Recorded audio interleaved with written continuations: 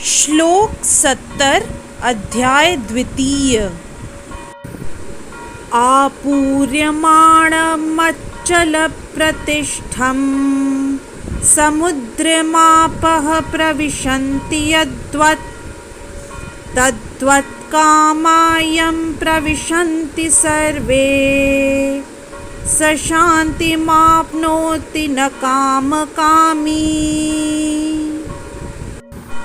इस श्लोक में श्री कृष्ण अर्जुन को कहते हैं, जो पुरुष समुद्र में निरंतर प्रवेश करती रहने वाली नदियों के समान इच्छाओं के निरंतर प्रवाह से विचलित नहीं होता और जो सदैव स्थिर रहता है, वही शांति प्राप्त कर सकता है।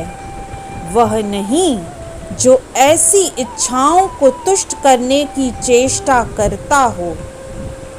यदि इस श्लोक का विस्तार करें तो यद्यपि विषाद सागर में सदैव जल रहता है, किंतु वर्षा ऋतु में विशेषतया यह अधिकाधिक जल से भरता जाता है, तो भी सागर उतने पर ही स्थिर रहता है, न तो वह विक्षुब्ध होता है और न तट की सीमा का उल्लंघन करता है।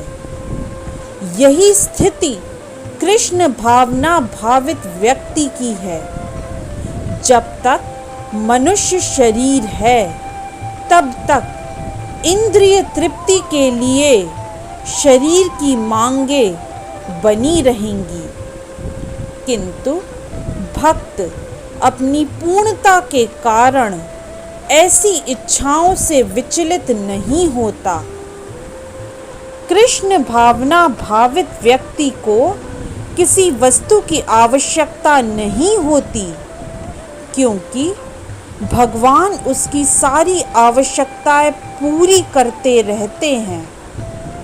अतः वह सागर के तुल्य होता है, अपने में सदैव पूर्ण।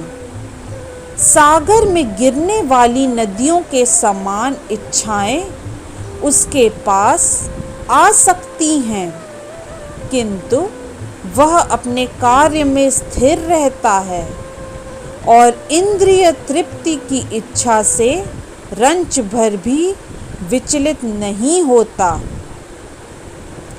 कृष्ण भावना भावित व्यक्ति का यही प्रमाण है। इच्छाओं के होते हुए भी वह कभी इंद्रिय तृप्ति के लिए उन्मुख नहीं होता, क्योंकि वह भगवान की दिव्य प्रेमा भक्ति में तुष्ट रहता है। अतः वह समुद्र की भांति स्थिर रहकर पूर्ण शांति का आनंद उठा सकता है।